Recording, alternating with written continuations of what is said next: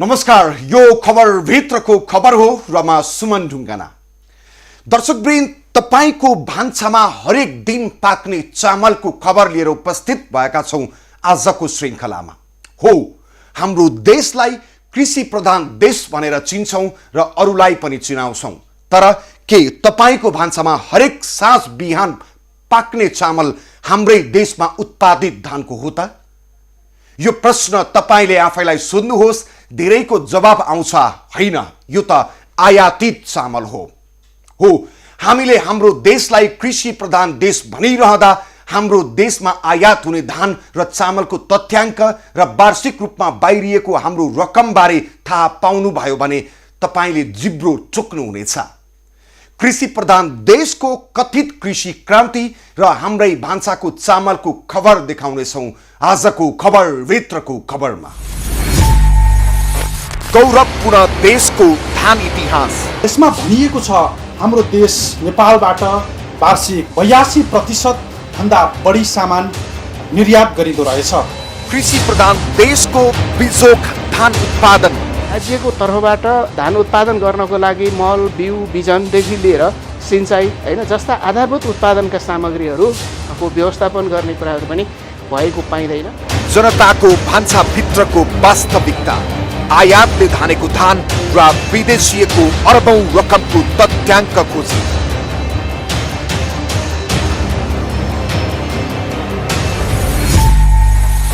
दर्शकवृन्द, हाम्रो देशलाई कृषि प्रधान देश भनिए पनि हाम्रो उत्पादनले हामीलाई नै पुग्दैन।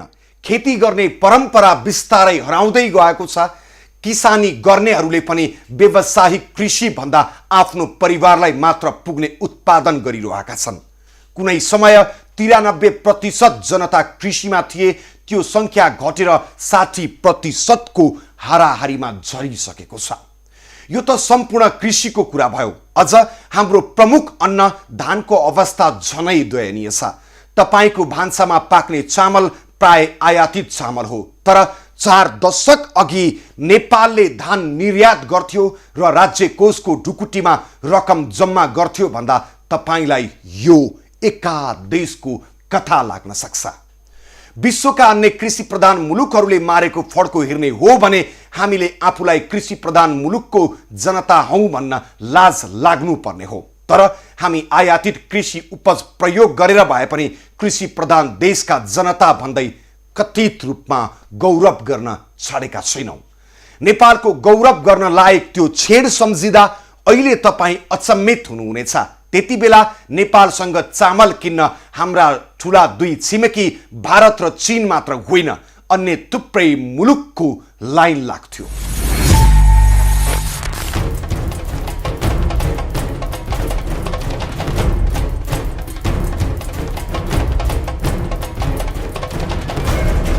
दर्शकवृन्द, यो गोरखापत्रको 271औं अङ्क हो, अर्थात् 2025 साल माघ 24 गते प्रकाशन भएको गोरखापत्रको कटिङ हो यो। त्यसको प्रथम पृष्ठमा छापिएको यो खबर हेर्नुहोस्, जहाँ भनिएको छ नेपालसँग चामल किन्न विभिन्न देशद्वारा प्रस्ताव।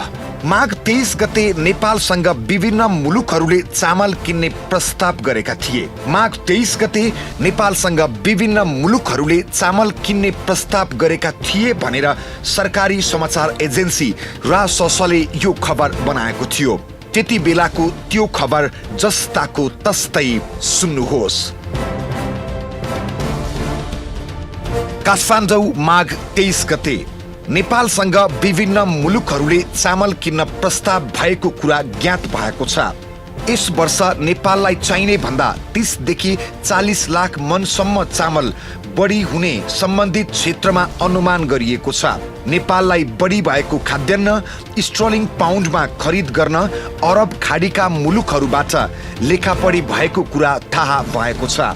साथै जनवादी गणतन्त्र चीनले पनि नेपाललाई बढी हुने खाद्यान्न खरिद गर्ने प्रस्ताव गरिसकेको कुरा ज्ञात भएको छ। भारतले पनि भारतको स्टेट ट्रेडिङ कर्पोरेसन मार्फत नेपाली खाद्यान्न खरिद गर्ने इच्छा जनाएको थियो। बढी खाद्यान्न कुन मुलुकलाई कति परिमाणमा कसरी बिक्री गर्ने भन्ने कुराको निर्णय भइसकेको छैन। हो त्यति बेला अरब खाडीलाई चामल निर्यात गर्ने हाम्रो देश नेपालले अहिले हाम्रा तन्दुरुस्त नौजवानहरू निर्यात गरिरहेको छ। अनि त्यति बेला चीन र भारतलाई चामल दिने नेपाल अहिले तीनै देशबाट अनुदानमा चामल लिन्छ र त्यतिले पनि नपुगेर अरबौंको धान चामल किनिरहेको छ। त्यही दिन अर्थात् 2025 साल माघ 24 गतेको गोरखापत्रको भित्री पृष्ठमा लेखिएको अर्को समाचारको अंश पनि हेर्नुहोस् र सुन्नुहोस् जस्ताको तस्तै। खास गरेर एसियाली देशहरूको अर्थशास्त्र कृषि शास्त्र नै छ। हाम्रो नेपालको अर्थशास्त्र पनि कृषि अर्थशास्त्र हो। यसर्थ हाम्रो नेपाललाई कृषि प्रधान देशभित्रै सम्बोधन गरिन्छ। हुन पनि हाम्रो देशको 93.5% जनभार खेतीमै लागेको छ र राष्ट्रिय आयको 65% कृषि पैदावारबाट नै हुन्छ। विदेशमा निर्यात गरिने वस्तुहरूमा 82% कृषिबाट उत्पादित वस्तुहरू नै देखा पर्दछन्। यसरी हाम्रो देशलाई कृषि प्रधान देश भन्नमा कुनै आपत्ति छैन। हो माथिको यो समाचार अहिले सुन्दा पढ्दा र भन्दा एका देशको कथा जस्तै लाग्छ। दर्शकवृन्द, म यतिखेर गोरखापत्र संस्थानको पुस्तकालयमा छु र मेरो हातमा छ 2025 साल माघ 24 गते गोरखापत्रमा प्रकाशित यो समाचार। र यो समाचारमा लेखिएको छ हाम्रो कृषि र त्यसको सुधार। र यसमा भनिएको छ हाम्रो देश नेपालबाट वार्षिक 82% भन्दा बढी सामान निर्यात गरिँदो रहेछ र त्यसको ठीक 5 दशक पछाडि र त्यसको ठीक उल्टो हामीले आयात गरिरहेका छौँ र हामीले आयात गरेको कृषि सामग्री र विशेष गरी धान चामलबाट हाम्रो भान्सा उज्यालो पारिरहेका छौँ। यो हाम्रो देशको गोरखापत्रले 2025 साल माघ 24 गते प्रकाशित गरेको खबर हो। र अब यो पनि हेर्नुहोस्। यो तस्बिर 1944 फेब्रुअरी 8 मा भारतको द इन्डियन एक्सप्रेस भन्ने पत्रिकाले छापेको खबरको हो। जुन खबरमा भनिएको छ भारतको केन्द्रीय सरकारको अर्थ मन्त्रालयले बंगाल सरकारलाई भारु 25 करोड नेपालबाट चामल खरिद गर्न दिएको खबर उल्लेख छ। हो यस्तो गर्विलो इतिहास थियो हाम्रो कृषिको, अर्थात् कृषि प्रधान देश नेपालको त्यो बेला। हाम्रो देशको राष्ट्रिय आयमा कृषिको 65% देन थियो र हाम्रो देशबाट निर्यात हुने वस्तुमा 82% कृषि उपज नै थियो। तर अहिले यो सबै सुन्दा किम्बदन्ती जस्तै लाग्छ।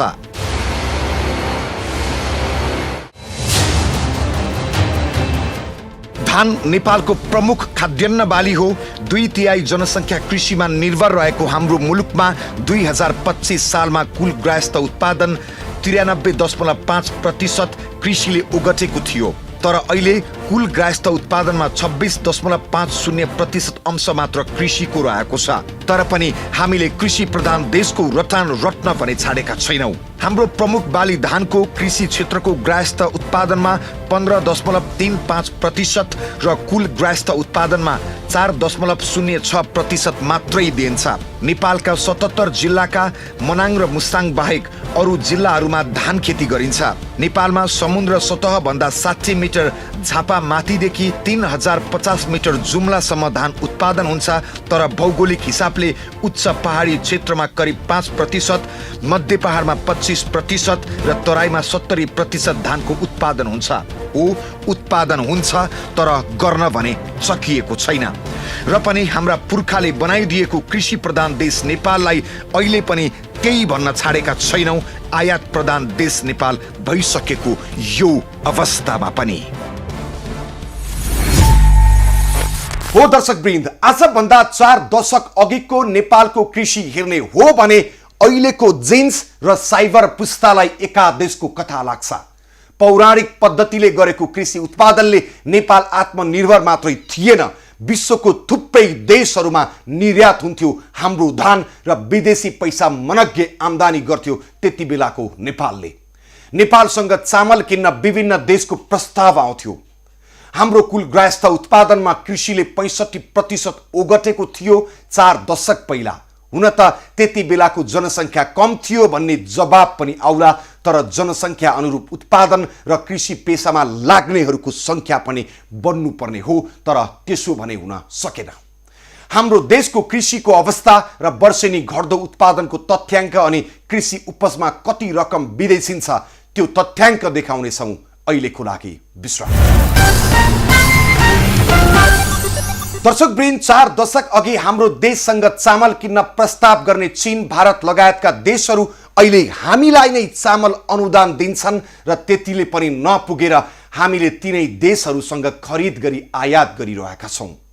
हो, हाम्रो गौरवपूर्ण कृषि इतिहास र उदेक लाग्दो वर्तमान देख्दा पनि हाम्रा राज्य सञ्चालक र राजनीति गर्ने दलका नेताहरूको बोलीमा कृषि प्रधान मुलुक नेपाल झुन्डिन छाडेको छैन।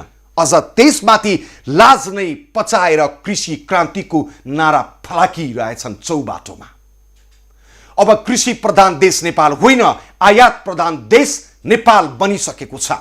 हो, हामीसँग खेती योग्य जमिन नभएको होइन, तर त्यो जमिन बाँझो छ अनि अलि अलि खेती भइरहेको जमिन पनि भूमाफियाहरूले प्लटिङ गरेर कङ्क्रिटको जङ्गल बनाइदिएका छन्।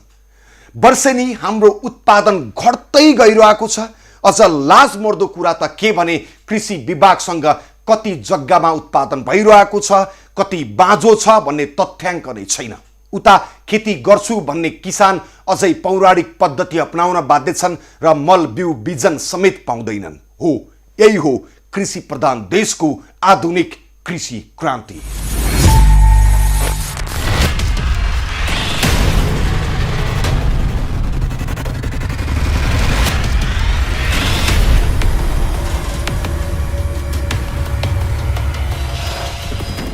दर्शकवृन्द, हाम्रो देश नेपालको कुल खेती योग्य जमिन मध्ये करिब आधा भागमा मात्र अहिले धान बाली लगाइएको तथ्याङ्कहरूले बताइरहेका छन्। जुन निर्यातको त कुरै छाडौँ, हामीलाई धान चामलमा आत्मनिर्भर हुन नै निकै मुस्किल पर्छ। विश्वमा धान उत्पादन हुने मुलुक मध्ये चीनमा 7 टन प्रति हेक्टर छ भने हाम्रो देश नेपालमा जम्मा 3.5 टन प्रति हेक्टर उत्पादन हुन्छ। धान नेपाल सहित एसियाली राष्ट्रहरूको प्रमुख खाद्यान्न बाली हो। विश्वको कुल धान उत्पादनको 90% उत्पादन र खपत एसियन मुलुकमै हुन्छ। चीन, Bharat, Indonesia, Bangladesh, Thailand, Vietnam, Myanmar, Philippines, Cambodia र पाकिस्तान संसारकै 10 प्रमुख धान उत्पादन गर्ने देश हो भने हाम्रो देश नेपाल धान उत्पादन गर्ने राष्ट्रहरूमा 17औं स्थानमा पर्दछ। कुनै बेला कृषिमा आत्मनिर्भर बनेको नेपालले वार्षिक आफूले खाएर बढी भएको लाखौं टन चामल विदेशी राष्ट्रहरूलाई बिक्री गर्थ्यो। नेपालको चामल किन्न विभिन्न देशहरूले नेपाललाई पत्रचार र कोटेसन नै पठाउँथे, तर त्यो उचाइमा पुगेको नेपालको कृषि क्षेत्र अहिले दिनानुदिन नाजुक बन्दै गइरहेको छ। समयमा कृषकले मल बिउ नपाउनु र सरकारको कृषि क्रान्ति कागजमै सीमित भएको छ। हो, किसानको पीडा अत्यन्तै धेरै छ र पनि कृषि प्रधान देशको नारा हामीले जपिरहेकै छौँ भन्छन् किसानहरू पनि। कतिपय धान उत्पादन हुने ठाउँहरूमा अन्य बालीहरू लगाउने कुराको पनि अब बढेर गयो। कतिपय धान उत्पादन गर्ने ठाउँहरू यो प्लटिङ घर घडिरीले चाहिँ गर्दाखेरि त्यहाँनिर छेउ भएर गयो। कतिपय धान उत्पादन गर्ने क्षेत्रहरूमा पहिला अलिकता के थियो भने हाम्रा बाबुबाजेहरूको पालामा श्रमदानबाट कुलो निर्माण गर्ने, सिँचाइको व्यवस्था गर्ने कुराहरू थियो। सिजन मिलाएर चाहिँ अब उत्पादन गर्ने कुराहरू थियो भने अहिले चाहिँ अब जतिपय पनि धान फल्ने क्षेत्रहरू छन् त्यहाँ सिँचाइको व्यवस्था छैन। त्यसले गर्दा कतिपय जमिनहरू बाँझो बनेर गयो। कतिपय अहिले हामीले गाउँघरमा त के पनि पाउँछौँ भने यो बाटो खन्ने होइन, अन्धधन्दाको हिसाबले बाटो खन्ने क्रमले गर्दाखेरि त्यो माटो चाहिँ बगेर होइन खोल्चा नालाहरू मौलाउँदै गयो। त्यसले गर्दाखेरि कतिपय धान हुने फाँटहरू त्यो नदी कटान भएर गएको अथवा चाहिँ पुरेको होइन, यस्ता खालका चाहिँ कुराहरूले पनि नेपालको जमिन चाहिँ धान फल्ने जमिनहरू चाहिँ खिँदै गएको छ। काम गर्ने चाहिँ शक्तिहरू के छ भन्दाखेरि धान उत्पादन गर्ने त्यो श्रम शक्ति थियो नि, त्यो चाहिँ उत्पादन गर्यो, त्यसपछि अनि त्यसले उचित मूल्य पनि नपाउने, थोरै उत्पादन गर्यो, त्यसले चाहिँ आफ्नो निर्माण नहुने, त्यसले गर्दाखेरि त्यो जनशक्ति पनि युवाहरू विदेशमा पलायन हुने कुरा आदि इत्यादि कुरा। र अहिले कस्तो रह्यो भन्दा पहिला चाहिँ यहाँको रैथाने बिउहरू होइन। रैथाने बिउहरू एकदम चाहिँ राम्रा बिउहरू चाहिँ लगाउने कुरा थियो। अहिले अलिकता हाइब्रिड बिउहरू आउने, त्यो बिउहरू सँगसँगै रोग किराहरूको चाहिँ प्रकोपहरू बढ्ने, त्यसले गर्दाखेरि पनि किसानहरूले चाहिँ लगाएको बाली जति धानहरू लगाउँछ, जति उत्पादन हुनुपर्ने हो त्यो चाहिँ भएको पाइँदैन। त्यसले गर्दाखेरि समग्रमा राज्यको तर्फबाट धान उत्पादन गर्नको लागि मल, बिउ, बिजनदेखि लिएर सिँचाइ होइन जस्ता आधारभूत उत्पादनका सामग्रीहरूको व्यवस्थापन गर्ने कुराहरू पनि भएको पाइँदैन र यही उत्पादन वृद्धि गर्ने नाममा, बाली विकासको नाममा चाहिँ राज्यको ठुलो चाहिँ रकम खर्च भएको छ होइन। एकातिर हामी खर्च भएको देख्छौँ, ठुलो चाहिँ रकमहरू विनियोजन हुन्छ, तर त्यो विनियोजन भएको रकम पनि खासै चाहिँ किसानकोमा, जसले त्यही माटोमा धान फलाएर बसेको छ त्यसको हातमा नपुगेको र अलिकति चाहिँ अलि टाठाबाठाहरू होइन कागजमा खेती गर्न सिपालुहरूले चाहिँ त्यो अनुदान र राज्यको सेवा सुविधा लिने, जसले त्यो चाहिँ खेतमा चाहिँ धानको एउटा चाहिँ दाना उमारेर अनि रोपेर गोडमेल गरेर चाहिँ धान फलाउँछ, उससम्म चाहिँ राज्यको सेवा सुविधाहरू पनि नपुगेको अवस्था पनि छ। त्यसले गर्दाखेरि हाम्रो देशले जति यो धान उत्पादन गरेर नेपाली चाहिँ जनतालाई खानको लागि चाहिँ पुर्याउनु पर्ने थियो त्यो पुग्न सकेन। अहिले छिमेकी मुलुकबाट चामल अनुदान ल्याएर पनि वार्षिक अरबौं रुपैयाँको चामल विदेशबाट आयात गरिरहेको छ नेपालले। नेपालको कृषि क्षेत्रमा सुधार हुँदै गएको र कृषि क्षेत्रको केही वस्तुमा नेपाल आत्मनिर्भर भएको भन्दै गर्दा दिनहुँ विदेशबाट नेपाल भित्रने चामल र अन्य उपभोग्य वस्तुले कृषि क्षेत्रमा हामी कहाँ छौँ भन्ने प्रश्न हुन्छ।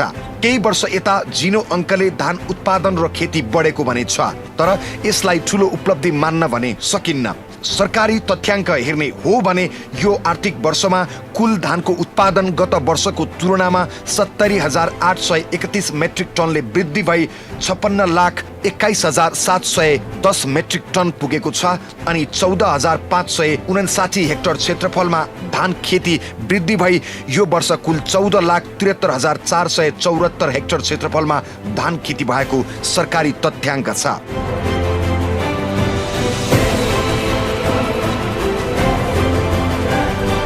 विगत 5 वर्षमा भएको धान उत्पादनलाई विश्लेषण गर्ने हो भने 2073-74 को तुलनामा यो वर्षको धान उत्पादन करिब 7.48% बढेको हो। यो चालु आर्थिक वर्षमा धेरै उत्पादन भएको सरकारले बताउँदै गर्दा वर्षेनी 10 अरब रुपैयाँको चामल आयात भइरहेको नमिठो आँकडा पनि हामीसँग छ।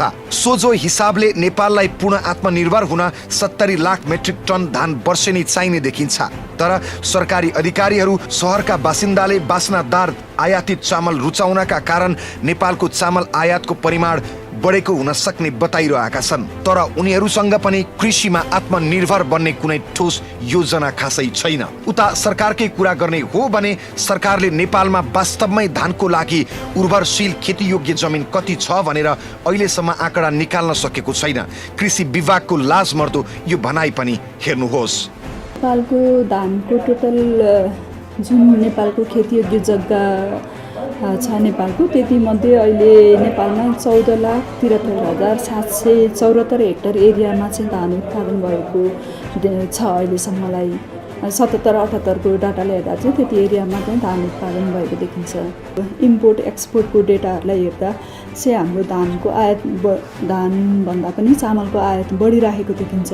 तर हाम्रो प्रोडक्सन फिगरलाई हेर्दाखेरि हाम्रो 56,21,710 मेट्रिक टन 77-78 सालमा चाहिँ उत्पादन भएको देखिन्छ र अनि हामीसँग करिब 4-5 लाख मेट्रिक टन चाहिँ नपुग भएको हो कि जस्तो देखिन्छ। तर पनि अझ आयात बढिरहेको भन्ने जुन मार्केटमा आइरहेको छ त्यसको चाहिँ अहिले हाम्रो यो खाने जुन बानी छ हामी नेपालीहरूको बिस्तारै यसमा क्रमिक रूपमा परिवर्तन हुँदै गएको छ। हिजोका दिनहरूमा हामीले मोटा धान पनि खाएर बसिराखेका थियौँ भने अब बिस्तारै हामीहरू चाहिँ मसिना धानतर्फ, मसिना चामलहरू खाने, मिठो मसिनो बास्नादार चामलहरू खाने ह्याबिट पनि हाम्रो बढ्दै गएको छ। त्यसले गर्दाखेरि हामीले आफ्नो उत्पादनलाई चाहिँ हामीले उपभोग नगरिकन हामीले इम्पोर्ट गरेर पनि उपभोग गरिरहेका छौँ। त्यसले गर्दाखेरि हाम्रो आफ्नै उत्पादनले धेरै नै नपुगेको हो कि जस्तो पनि देखिन्छ, तर त्यस्तो होइन। यदि हामीले हाम्रै देशमा उत्पादन हुने स्वदेशी उत्पादनलाई नै हामीले उपभोग गर्ने हो भने त्यति धेरै ग्याप चाहिँ देखिँदैन। अब यसको लागि अब आउँदा दिनहरूमा अब जति हाम्रो बिस्तारै यता अरू मसिनो मिठो जुन खाने बानी परिवर्तन हुँदै गएको छ, अब हामीले बिस्तारै अबका दिनमा हामी कृषि विकास मन्त्रालय, कृषि विभाग तथा प्रदेशका हाम्रो कृषि हेरी मन्त्रालयहरू, प्रदेशका अफिसहरू, जुन कृषिसँग सम्बन्धित अफिसहरू हुनुहुन्छ, उहाँहरूले पनि अब हामीले यो मसिनो बास्नादार खालको धान उत्पादन गर्ने तर्फका कार्यक्रमतिर पनि हामी अब अगाडि बढ्नुपर्ने हुन्छ।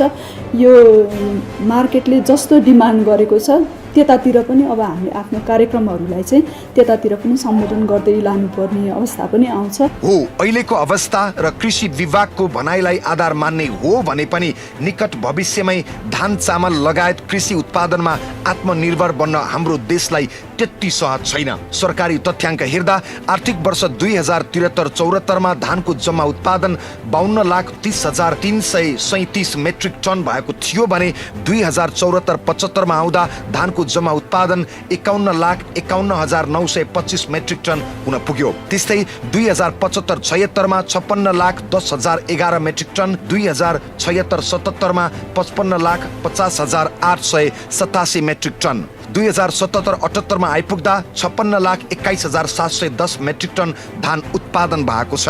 विगत 3 वर्षको नेपालको धान उत्पादनको अङ्क हेर्ने हो भने केही सुधार भएको त देखिन्छ, तर आयात नघटेको कारण सामान्य वृद्धिलाई कसरी उत्पादनमा वृद्धि भएको मान्ने। उता 2073-74 मा 15,52,469 हेक्टर क्षेत्रफलमा धान उत्पादन गरिएकोमा 2077-78 मा आइपुग्दा त्यो क्षेत्रफल घटेर अहिले 14,73,447 हेक्टर क्षेत्रफलमा आइपुगेको छ। यसले के संकेत गर्दछ भने नेपालमा प्रतिदिन खेतीयोग्य जमिनको विनाश हुँदैछ र उर्वरशील भूमिमा कित्ता काट गरी धमाधम कंक्रिटका भवनहरू ठड्याउने क्रम बढ्दो अवस्थामा छ। बदलिदो परिवेश र युवा पुस्ताको खाडी मुलुकमा रोजगारीका लागि विदेशी नै रुचिका कारण पनि कृषिमा युवाहरूको आकर्षण नहुँदा यो क्षेत्र पछाडि धकेलिएको छ। भारत र चीनमा आफ्ना उत्पादन र खाद्यान्न निर्यात गर्ने त्यो नेपाल अहिले आफै परनिर्भर बनेको छ। छिमेकी राष्ट्रहरूले आधुनिक कृषि प्रणालीमा जोड दिनुका साथै कृषकलाई ठूलो अनुदान पनि दिएका छन्, तर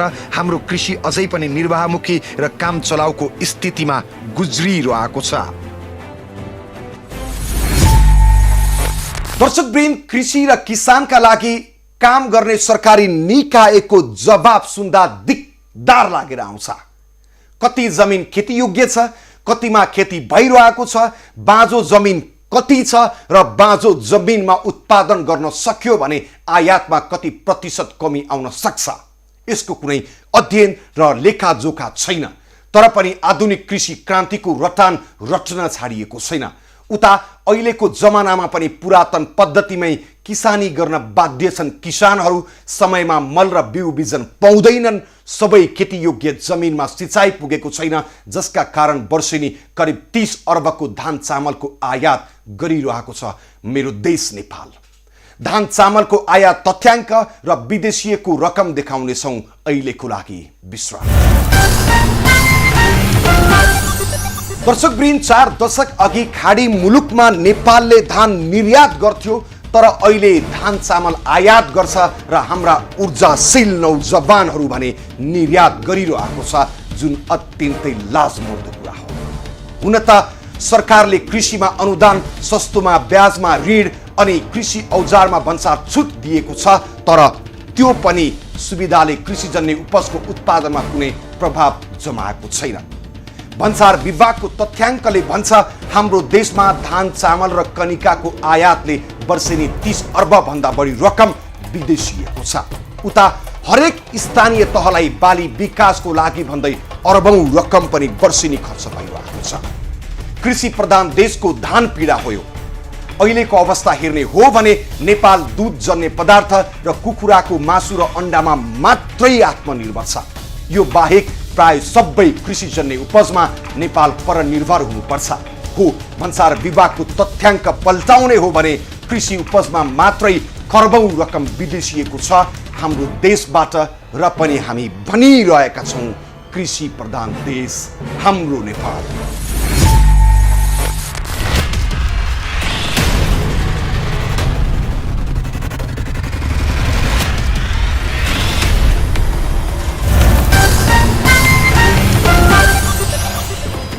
हो दर्शकवृन्द, कुनै बेला अरब खाडीका देशहरूमा लाखौं टन चामल निर्यात गर्ने हाम्रो देश अहिले तिनै खाडी मुलुकहरूमा लाखौंको संख्यामा युवा निर्यात गरिरहेको छ र तिनै युवाले पठाएको रेमिटान्सबाट देश चलेको मात्रै छैन कि त्यही पैसाबाट अरबौंको चामल आयात गर्दै करोडौं नेपालीको भान्सामा भात पाकेको छ, जसले कृषि प्रधान देशको नामले चिनिएको नेपाललाई गिज्याइरहेको छ। विगत 3 वर्षदेखिको धान चामल आयातको तथ्याङ्क हेर्ने हो भने निकै डरलाग्दो तथ्याङ्क छ। भन्सार विभागको तथ्याङ्क अनुसार आर्थिक वर्ष 2075-76 मा मात्रै 34 करोड 3 लाख 71 हजारको धान र 19 अर्ब 39 करोड 2 लाख 84 हजारको चामल आयात भएको छ भने आर्थिक वर्ष 2076-77 मा पनि 18 अर्ब 4 करोड 84 लाख 4 हजारको चामल र 52 करोड 79 लाख 78 हजारको धान आयात भएको छ। त्यस्तै आर्थिक वर्ष 2077-78 को 6 महिनाको अवधिमा मात्रै 14 अर्ब 55 करोड 2 लाख 52 हजार रुपैयाँको चामल र 43 करोड 11 लाख 3 हजारको धान आयात भएको छ। भन्सार विभागको यो भनाइ पनि हेर्नुहोस्। जस्तो 75-76 को डाटा हेर्नु हो भने धान हामीले करिब 34 करोडको धान इम्पोर्ट गरेका रहेछौँ भने चामल चाहिँ 1 अर्ब 93 करोडको इम्पोर्ट गरेका रहेछौँ। 76-77 मा हेर्नु भने 52 करोडको धान इम्पोर्ट गरेका छौँ र चामल चाहिँ 1 अर्ब 84 करोडको इम्पोर्ट गरेका छौँ। मोरलेस उस्तो देखिन्छ र अहिले आएर यो जुन यो वर्षको पुससम्मको छ, पुससम्म चाहिँ धान चाहिँ 43 अर्बको र चामल चाहिँ 1 अर्ब 45 करोडको इम्पोर्ट भएको देखिन्छ। जस्तो धान चामल लगायतको तरकारी फलफुलहरू कृषि गर्ने जुन उपजहरू छन् त्यो उपजहरू चाहिँ नेपाल अब कृषि प्रधान देश भएको हिसाबले यस्ता उपजहरू हामीले आफै उत्पादन गर्न सक्ने सम्भावनाहरू छ र त्यसलाई चाहिँ हाम्रो आफ्नै उत्पादनबाट पुर्याउन सक्यो भने एकातिर व्यापार घाटा पनि घट्छ र अर्को कुरा चाहिँ हामीलाई विदेशी मुद्रा पनि विदेश जाँदैन भन्ने सन्दर्भमा त्यो खालको प्रयासहरू हाम्रो भएको छ हैन। पछिल्लो समय चामलको इम्पोर्टलाई कम गर्नको लागि अलिक निरुत्साहित गर्नको लागि पनि केही क्लासिफिकेसनमा केही भन्सार रेटहरूमा अथवा केही भ्यालुएसनमा पनि हामीले प्रयास गरेका छौँ हैन। तर यो जुन इम्पोर्ट धान चामलहरू बढेर इम्पोर्ट बढ्नु भनेको चाहिँ हाम्रो कृषि प्रधान देशको लागि त्यति राम्रो कुरा छैन। जस्तो धान चामलको कुरा गर्नुभयो अथवा खाद्यान्नको कुरा गर्नुभयो अथवा तरकारी फलफुलको कुरा गर्नुभयो भने यसको इम्पोर्ट गर्नलाई चाहिँ कृषि मन्त्रालय अन्तर्गत 3टा निकाय चाहिँ मुख्य जिम्मेवार हुन्छन्। कृषि विभाग, पशु सेवा विभाग र यो खाद्य तथा गुण नियन्त्रण विभाग। यिनीहरूका अन्तर्गतका कार्यालयहरूले चाहिँ क्वारेन्टाइनको काम गर्छन्। त्यसकारणले यी 3वटा निकायले देशभरि जति पनि इम्पोर्ट हुन्छ त्यो इम्पोर्टमा लाइसेन्स चाहिने, सर्टिफिकेट चाहिने, अनुमति चाहिने, प्रमाणीकरण चाहिने जति कम्पोनेन्ट हुन्छ, जति भोल्युम हुन्छ त्यसको करिब 83% जति चाहिँ यी 3टा विभागले ओगट्दछन्। जस्तो यो यसलाई डाटामा हेर्ने हो भने चाहिँ तपाईँले 56 लाख मेट्रिक टन धान चाहिँ हाम्रोमा उत्पादन हुन्छ भन्ने पनि 56 लाख मेट्रिक टन धान नेपालमा उत्पादन हुन्छ भने त्यसको एकदमै सानो अंश, उदाहरणको लागि 23,000 मेट्रिक टन भनेको त 56 लाखको तुलनामा त खासै धेरै ठुलो परिमाण होइन। त्यो हिसाबले इम्पोर्टको अङ्क धेरै देखेर हामीले इम्पोर्ट धेरै भयो भनेर आउँछौँ। तर पनि अब खुला बजारमा इम्पोर्ट नै रोक्न भन्ने सक्दैनौँ। त्यसको लागि हाम्रो आफ्नो क्षमतै बढाउनु पऱ्यो, हाम्रो कस्ट नै घटाउनु पऱ्यो होइन, जसले चाहिँ हामीलाई आफैले आत्मनिर्भर बनाउनु पऱ्यो। त्यो भयो भने स्वतः हाम्रो इम्पोर्ट घट्छ। यही तथ्याङ्कलाई आधार मान्ने हो भने हाम्रो देश पुरै कृषि उत्पादनमा निर्भर त परको कुरा हो, तर धान चामलमा मात्रै पनि आत्मनिर्भर बन्न नेपाललाई निकै लामो समय लाग्नेछ। सरकारले कृषि क्रान्ति र अनुदानका नाममा वार्षिक अरबौं रकम खर्च त गरेकै छ, त्यसमा पनि हरेक गाउँपालिका नगरपालिकाहरूलाई बाली विकासका नाममा वार्षिक करोडौं रुपैयाँ खर्च गरेको सरकारले लगानी गरेको क्षेत्रबाट उपलब्धि भने हाता लाग्यो शून्य छ। आर्थिक वर्ष 2077-78 मा मात्रै सरकारले बाली विकासका नाममा 93 वटा गाउँपालिका र तर नगरपालिकालाई 30 करोड 20 लाख रुपैयाँ दिएको छ भने धान बाली विकासमा मात्रै 37 वटा गाउँपालिका र नगरपालिकालाई करिब 15 करोड रुपैयाँ सरकारले अनुदान दियो। तर त्यो रकम बाली विकास भन्दा पनि व्यक्ति विकासमा केन्द्रित रह्यो। त्यसैले कृषि उत्पादन न त वृद्धि हुन सक्यो न त माग अनुसार उत्पादन गर्न नै सके कृषकहरूले।